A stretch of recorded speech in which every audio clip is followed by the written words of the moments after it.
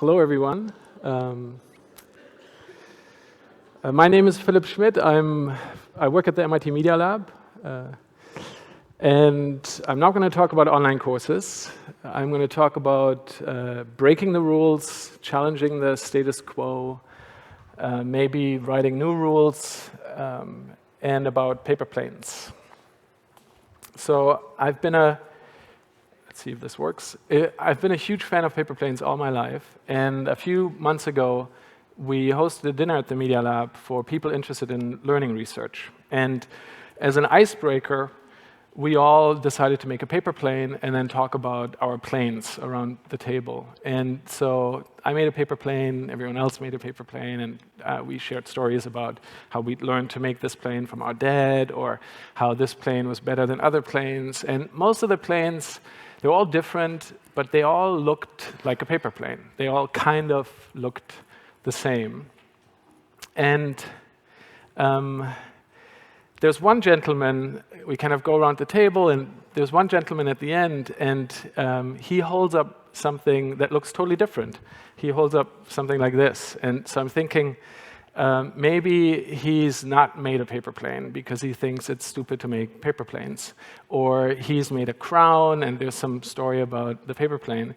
But he doesn't say very much. He just kind of, and I hope this works, he just kind of goes like this. Well, he did it better. I'll try this again. And it turns out this is also a paper plane. And let's see this again. A little bit better, yeah. I think there's an interesting lesson in there. But I want to invite you to make paper planes as well. So if you are like me and you easily get bored during talks, then feel free to fiddle with the papers, and maybe we can do something with paper planes later. You don't have to make a paper plane, but I'd also love to see some new designs in case some of you have great paper plane designs. And I think there are a few more in the back there in case we run out. So feel free to be folding paper planes throughout the talk, and if you get distracted by paper planes, that's totally fine. But for me, the interesting thing about this paper plane was that so often we have these mental models, and we're not always aware of them. And so if you go to the airport and you look at all the planes, it's the same thing. It's like small ones and big ones, but they all kind of look like planes until there's something that doesn't look like a plane. And I've been kind of mulling this over. How can we discover new ideas? And the field that I work in is learning. And so in learning, a lot of what we see under the headline of innovation kind of looks like what we've seen for hundreds of years. And we often we make the same paper planes in education technology, and in the way we design our classrooms, and in the way we break up the disciplines, and in the way we structure the university degree. And there's like a little bit of innovation around the edges. Sometimes the planes are bigger or smaller, but largely they all still look exactly like planes. And I started thinking about this in the context of learning, sparked by the work of my colleague Ross Pekar, which is maybe a little hard to see, but there's one interesting thing in here, but I'll tell you what. So she measured the electrodermal activity of an MIT student over the course of a year. Electrodermal activity is like a proxy for engagement. So like, how engaged are you in something? And then she asked the student to track what he was doing, and then afterwards she kind of mapped those two things. And the key one is the yellow stuff, which is throughout the entire week, the lowest level of engagement that the MIT student had was when he was sitting in class. And on the upside, we know he wasn't sleeping, because if he had been sleeping, it would have been much higher, his engagement, than it was. So I guess there's something positive to be said about the classes at MIT. But this kind of related to the paper plane example is we kind of have this mental model of what education should look like, and we almost never stop to ask if the mental model is correct. if there is a totally different way of doing things. And maybe we should be looking for the areas in this week where the student is really engaged, which happen to be things like labs, right? So maybe the labs should be what the student does most of the week, and there should be a little bit of classes rather than the other way around. But so sparked by this research, I went around the MIT campus and I asked people, I kind of wanted to discover, well, how do people really learn? If they don't learn sitting in classes, then how do they learn? And so we asked a whole bunch of people, students, alumni, professors, administrators, someone from the admissions office, and we asked them, what was your most meaningful learning experience at MIT? How did you learn something? What were the other people that were involved with this? When did it happen? How did it happen? And I want to talk about some of the stories that I heard in these conversations to you today. There's one story in particular. So on September 11th, 2006, and I'll go back one. This is the dome at MIT. It's kind of like the sign of serious academic work. This is where graduation happens. This is where people throw their hats in the air. So this is serious. This says serious university. So September 11th, 2006, the MIT community wakes up. There's a fire truck on top of our dome. I heard the story from the woman who was responsible for this, who put the fire truck on the dome, because it was her reply to my question, what was the most meaningful learning experience that you have had at MIT? And she went on and did a PhD at Berkeley and became a successful scientist, actually in Germany, now lives in Germany. And she looked back at her academic career, and she said, it wasn't just the most meaningful learning experience, it's also still the thing I'm most proud of that I have accomplished. And so I found that very intriguing, and I kind of dug in, and I wanted to learn more. So if you want to put a fire truck on the MIT dome, what do you need to do?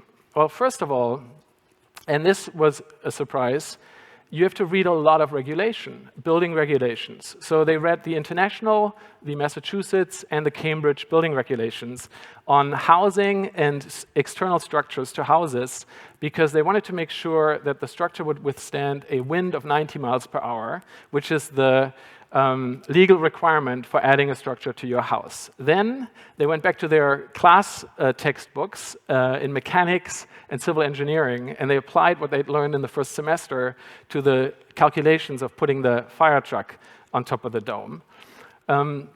I'll come back to this. There is something interesting there. Then they had to go and raise a bunch of money, $757.15. That doesn't sound like a lot to most of you, but for an MIT undergraduate, that's a lot of money. And so they had to go around, ask their parents, ask their friends, not always tell them what the money was for, raised a bunch of money from people in Cambridge who liked the idea of putting a fire truck on the dome, and also recycled things that they could find for cheap, right? So they had a friend who knew someone who knew someone who knew someone who had a scrapyard, who happened to have a truck, and if you want to put a fire truck on the dome, you need a truck. So they found a crappy old rusted truck, and they brought it back. They bought it, and they brought it back to MIT. They found a bunch of students who'd taken the introductory course in welding, which happens to be a course you can take at MIT, and so the students who had taken the welding course were recruited into the project team. They designed a structure that they could hang the pieces on that would essentially form the truck. They put the metal sheets on there, they polished them, they painted them, they took them off again, they put them on again, and then when things started coming together, they kind of designed a new logo for the fire truck, they painted it, and so it was a pretty big operation.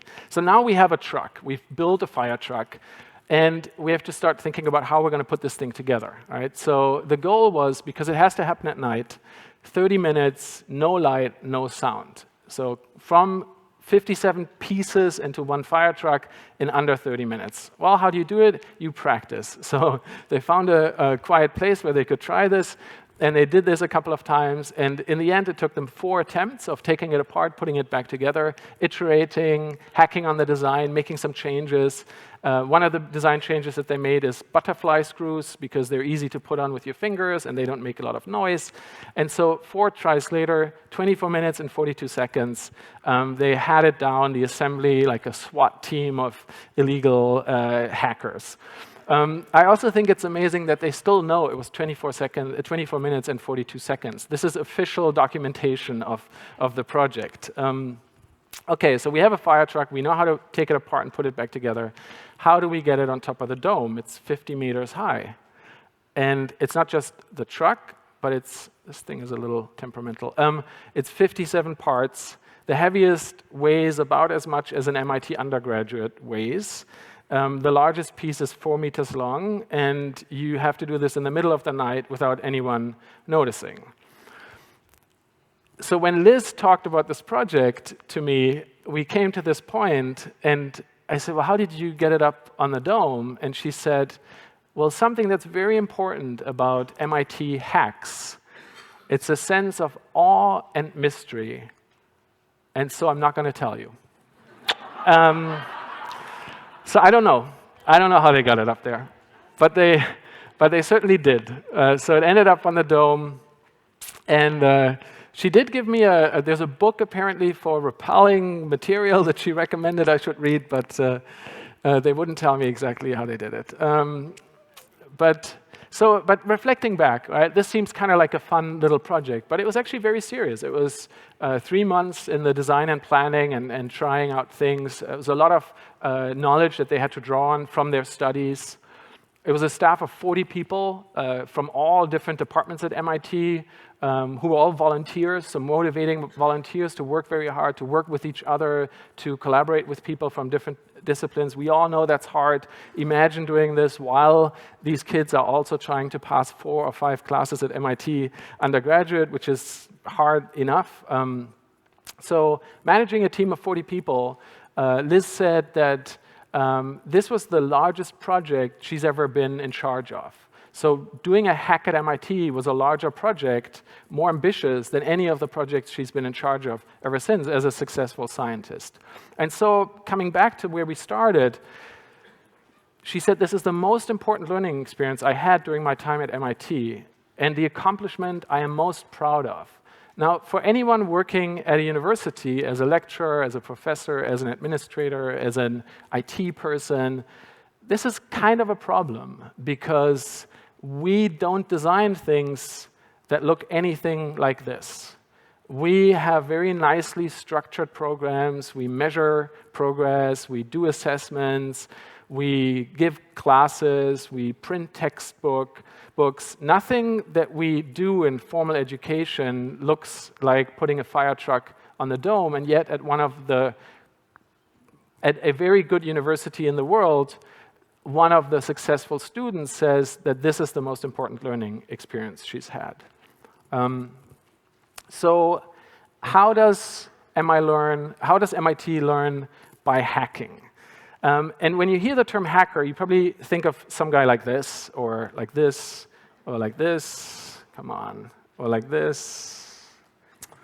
I'm pointing in the wrong direction, I think. It's always white men. They always wear hooded sweatshirts. There are weird ones and zeros projected onto them from the side usually, and they have really bad posture. I don't know. And actually, my favorite one is the first one where he holds the laptop on one hand, and he's typing with the other hand, hacking into your bank account, and he's wearing a tie. I don't think that's true. So who are the original hackers? And where does this tradition of hacking come from? So these are the original hackers. There's a club at MIT, the Model Railroad Club, that was popular in the 50s, that brought together a bunch of young men and their families who were interested in the systems that you could build to run little miniature trains in a room. This is on the second floor in building 26 at MIT. And I have a few pictures of these hackers. They don't look anything like the other hackers. And they're really just curious about how things work. They think you can really only understand something if you take it apart and you put it back together. They're intrigued by the complexity of this whole thing. And they just want to play with technology and see what they can do. And so this started kind of like a hack. Like, it wasn't authorized. No one said you can build a huge model railway inside this room in building 26. And they just kind of went ahead and did it. And the Coke machine is also famous. It was ridiculously expensive at the time, but they drank so much Coke that within 3 months they made back the entire investment that they needed to buy the machine. So there's a lot of lure and history around these hackers, and they coined the term hacker, and they described what they meant by hacking. I like to use their definitions. If you look at the dictionary or Wikipedia, you find a different definition, and I think their definition is the correct one. So what is a hack? A hack is a project without a constructive end. And I've heard people joke that building a model railway certainly fits that description. A hack is an unusual and original solution to a problem. So it's a new solution to a problem. A hack is an activity that tests the limits of skill, imagination, and wit. And I would add, often it also tests the boundaries of systems that we're exploring. So it pushes against things that we may not fully understand. And there's a huge history of hacks at MIT, and if you're interested, you can go to hacks.mit.edu and see many more examples. These are just some of my favorites.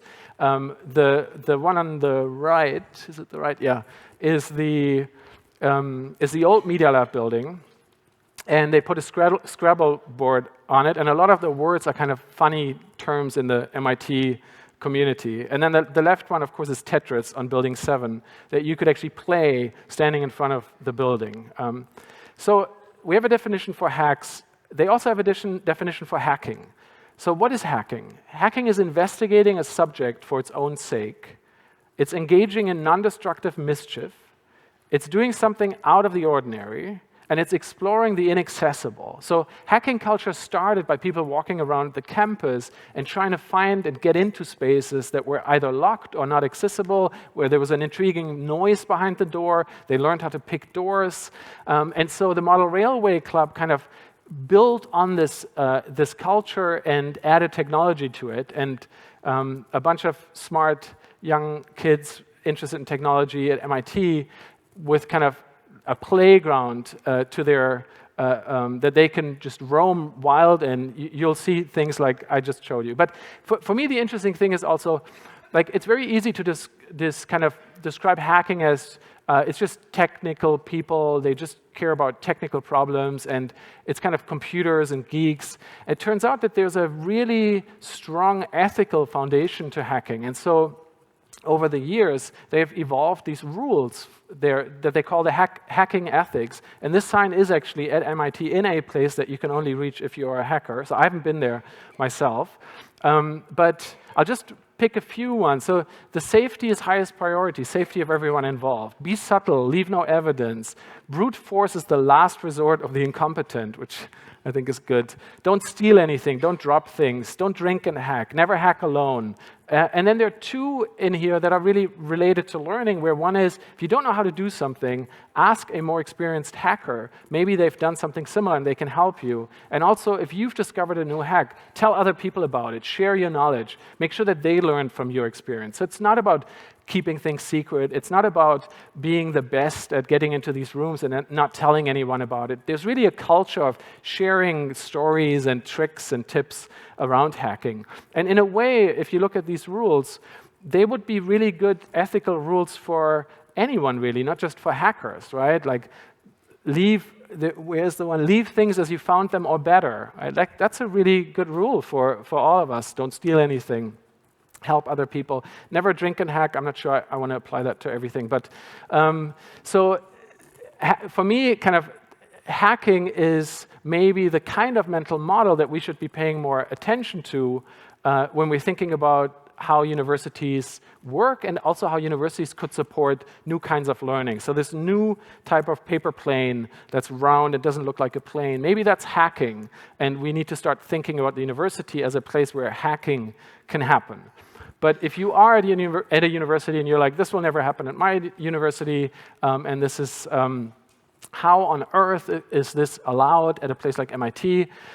So I have a couple of thoughts on this. First of all, it's not easy, and things go wrong. So here's a quote from a hacker who was arrested while hacking, and there were 3 of them. They faced felony charges. The message is much longer. She gave up hacking. She said, I'll never hack again. And I thought this was part of our culture, and I hit the real world, and I got arrested, and I'm afraid, and I won't be hacking again. And so hacking can go wrong, and MIT has a history of not always supporting people doing things that are kind of at the edges of what's legal, or what some of us might consider hacking and other people might consider copyright theft.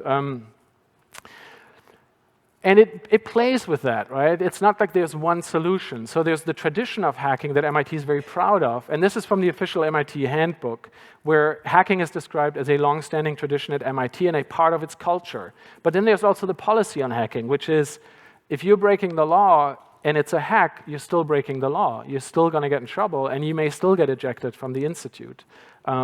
So it's more of you have to figure this out on a case-by-case basis. There isn't an easy solution to this, but you can, I think, hold this tension between breaking the rules, letting people explore things that aren't endorsed by the institution, and then kind of being a kind of a supportive boundary that can push back and relax sometimes, and depending on what happens. And I've heard someone describe this during my interviews as the concept of crash pads over training wheels, that you have to give people space where they can do things that might be dangerous, and don't put training wheels on them where they can never fall over. Like, you want them to be able to fall over, but make sure they wear crash pads so if they do fall over, they don't get hurt in a serious way.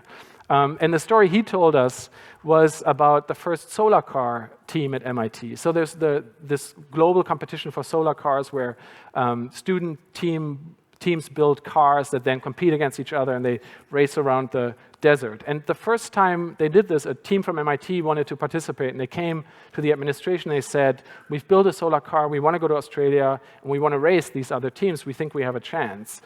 And of course, the first reaction was, are you crazy? You're going to go to Australia, the middle of the desert. No one's ever driven a solar car in the desert.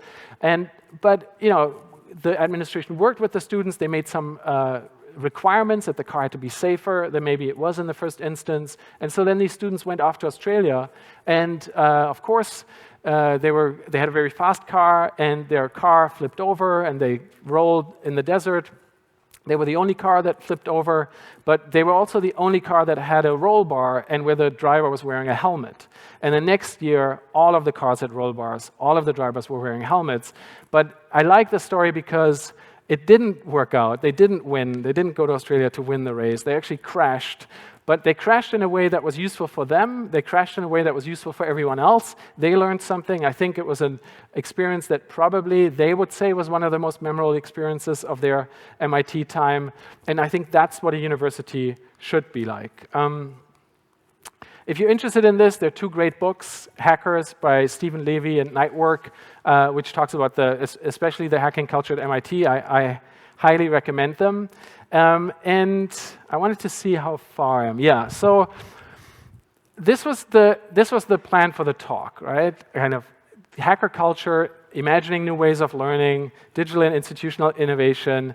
And then 3 weeks ago, something happened. And I've really been struggling with a lot of the things that I've taken for granted before. And I can describe it more as a feeling of the future suddenly arriving and me and a lot of other people not being ready for it and not being prepared for it. And it starts with things like technology that's replacing humans. Increasingly, the things we thought we were always going to be doing, computers were never going to be good at, increasingly those things get done by machines and software. And while they're very supportive at the moment, they drive us to our work, and we get to design them, and we can also make sure that when we're crossing the street, the cars will stop or not. I'm a little faster than my video here, but the questions that these things raise, the ethical questions of how the cars should behave in the future, we don't have any frameworks for answering them. We don't know the jobs that will be replaced by this technology, how we're going to deal with that. We don't have any answers. So culture shock number one.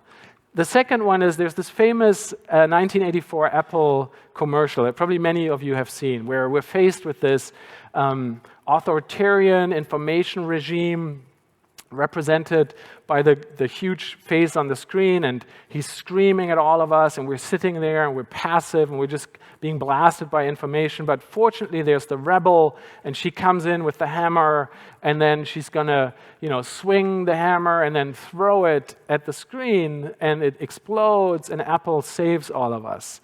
And unfortunately, this is actually where the thing ended. She never threw the hammer. And it's 2016 now, and it's the perfect 1984 has arrived, except we don't seem to notice. We have these devices, all of our data is owned by corporations. And then, to be frank, what sparked kind of this descent into depression was that now the data is controlled by people like this.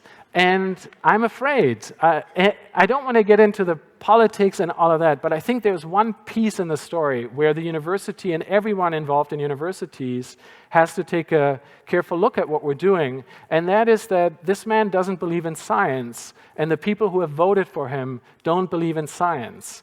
And we are so happy in our ivory towers where we're doing pure science, and we're searching for the truth, and it's up to other people to apply that. I think that's false. I think we have to find ways to connect with the world. And I hope that the hacker culture and kind of the things that make a hacker and make a hack, thinking critically, questioning authority, working with others, asking questions that others haven't asked, noticing problems, noticing doors that are locked, collaborating, finding answers, designing solutions, making solutions, that all of those things are experiences and skills that people should develop at universities, and we can create environments where that could happen, but I'm worried that we're not doing enough of that right now. So I hope we can. Did anyone make a paper plane? Okay, we have more on this side. Okay, everyone hold the planes up. Okay, this side wins. So I was gonna see if I can do a slow motion video of everyone throwing their plane up.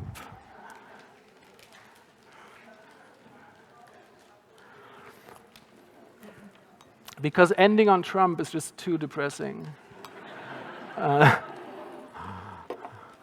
Okay, so I don't think I can get everyone, but I'm gonna try as much as I can. Okay, here's what we're going to do. I'm going to hit record and then not shake this thing. And then after 2 seconds, all of you are going to throw your paper planes. Don't get hurt. Everyone ready?